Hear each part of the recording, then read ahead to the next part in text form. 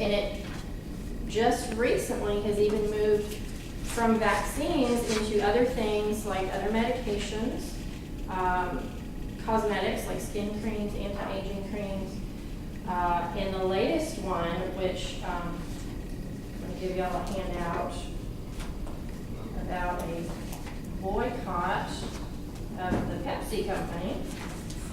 Pepsi is aligned with a company called Genomics, who is using a fetal cell line to develop sweeteners for their products.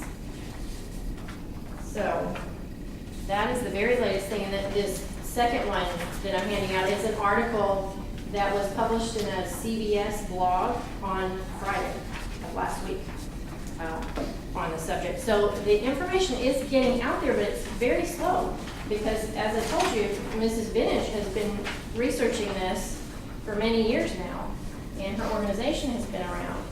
But as you can imagine, there are people that would not like this information to get out, namely the pharmaceutical companies that are producing these vaccines and making billions of dollars every year. And in fact, there's an interesting side note. At one point, Mrs. Vintage and one of the priests who works with her organization bought shares in Merck so that they could attend the shareholders meeting and put this information out there to the shareholders, who obviously knew nothing about this. So she shared that story with me one time, and I thought, boy, I would have loved to have been in that room. Because the priest basically got up and told them how it was and said, you know, this is what's going on. And she said the looks on the shareholders' faces were, they didn't know what to say. So anyway, that's the most recent that's where they're going now with things. So they have branched out and are using these in other areas. And in fact, you know, I was looking at this list of the Pepsi products last night, and I thought, oh my goodness, I didn't realize how far this went. I think my kids drink some of these things. So anyway, but actually they did, when that topic first came up about the Pepsi and Genomics working together, that there were a couple of companies that also were working with Genomics that they also called for a boycott on, and those companies backed down. They changed the direction they were going. They didn't, you know, for whatever reason, I don't know if they didn't know this, and when they got the information, they said, oh, we don't want to be a part of this, or if they just didn't want the bad press. But they did back down. So they've been effective in making some strides there. But Pepsi is been a tough holdout. They're not wanting to back down. So I would encourage any of you, if you would like to write letters to them, share the information with friends. There is actually a form on the Children of God for Life website that you can do that. I have another handout that's kind of laid out a little bit differently on the vaccines.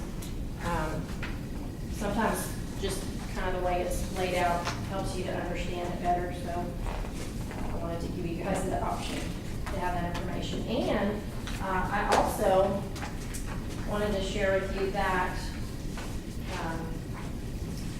the information on these cell lines being in the vaccine is actually included in a package insert on the vaccines. But nobody knows what it is because the name I gave you, you know, it's letters and numbers. Who knows what that is? And whoever looks at the package insert of a vaccine, parents never see those things. So I've got a sampling here so you can see that is, I meant to highlight that for you so you wouldn't have time for it, but I don't think it'll be hard to find. So you can see that it's there. If anybody's looking for it, it's there. They just don't know what they're looking for most of the time. They don't know to look for that. And so I think regarding the vaccine issue, because actually Children of God for Life has many things that they're researching and working on and actively pursuing. vaccines, this vaccine issue is only one of them. But I think regarding the vaccine issue, their two primary goals are to get the pharmaceutical companies to produce ethical vaccines. First, they're hoping to get an ethical alternative, and then ultimately to stop producing the vaccines off of these aborted fetal cell lines.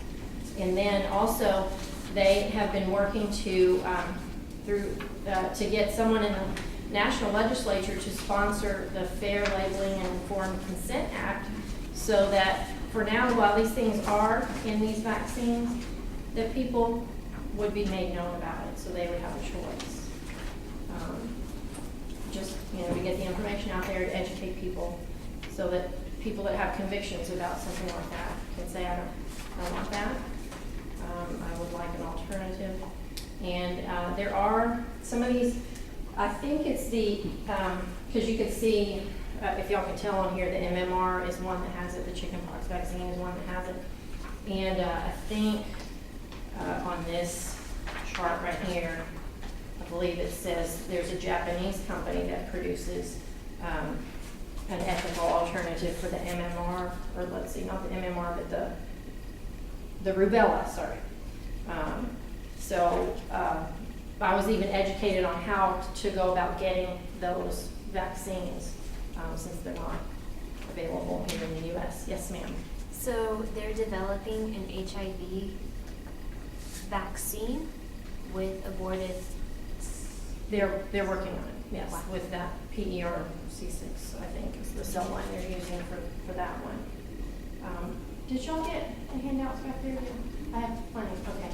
So can I clarify, they do have a rubella and a chickenpox vaccine that doesn't use the aborted cell line, but it's not available here. They have a rubella, let's see, this is more current than what I had. I don't think there's a chickenpox available yet.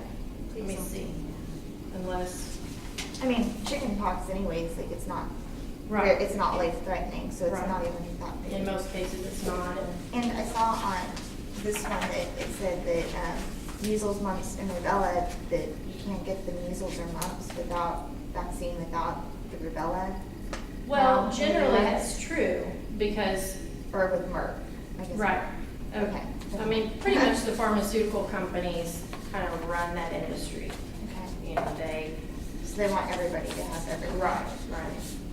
And I know one of the things that some parents will do is to sort of space out the vaccines, so, because there's so many now that you can take your child in and they'll have like 4 shots, full of all kinds of vaccines at one time.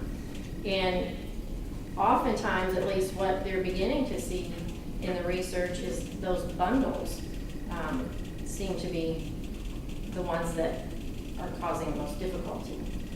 So, you could space them out and have them over a longer period of time, you might have better results. Yes, ma'am. Does Medicare and Medicaid pay for some of these vaccines? I believe they do. I believe so, but I don't have specific information on that. I'm not sure if I'm jumping the gun if you haven't gotten this, but where do they get the fetuses from? Because I'm under the impression Planned Parenthood won't dismiss the fetal tissue for research without telling a woman, but is it other clinics or? Well, initially they were overseas. These clinics were in Sweden and the UK and Denmark, I think. But I don't think I brought it. It's probably, this is my information that I've printed out for myself, the research that I have done, and it's probably in here somewhere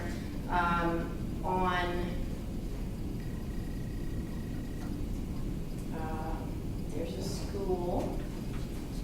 In fact, I'm pretty sure it's in there because I think I read it last night. A university that has requested, I guess maybe this was results from last year, they had requested something like a couple thousand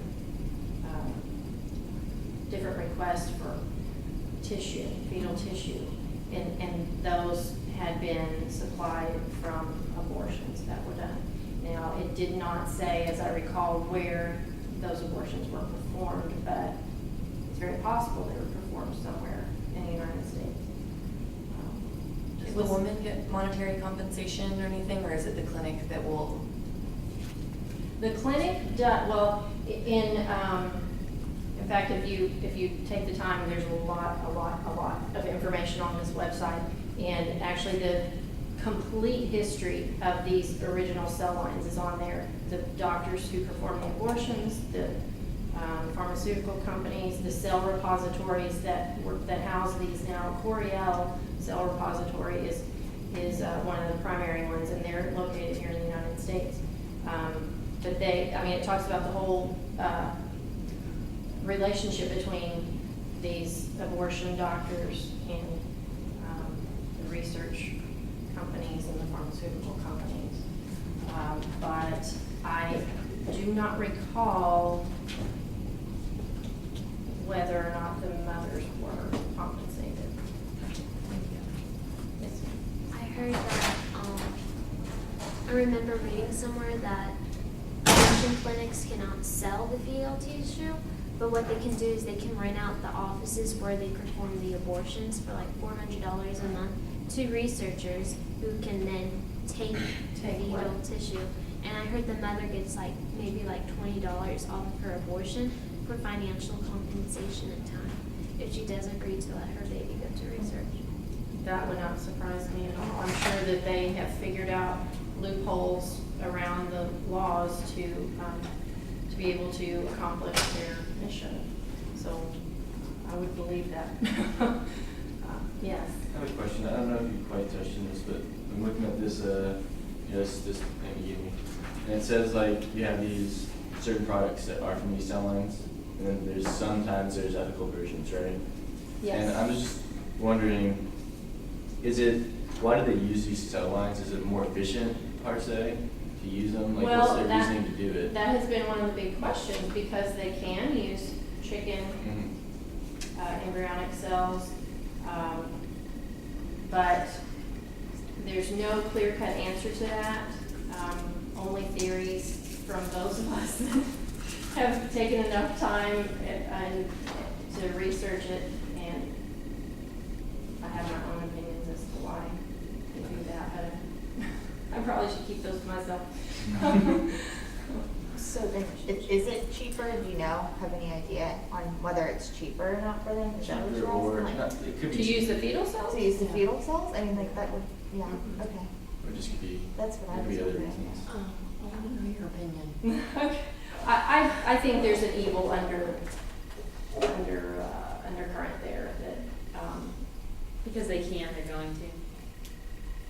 yeah, because they can, I could see them reasoning as in like, well, it's like human tissue, so it would be more applicable to use human tissue rather than like tissue from a monkey or another embryo. But I feel like in medicine they use that, like they use animals a lot, like Mhm. animal They do. research, they do. pig hearts, catheters, like all kinds of everything. So it, And I like think that argument doesn't initially, hold. yeah, I think initially in the development of these, I believe that excuse was given.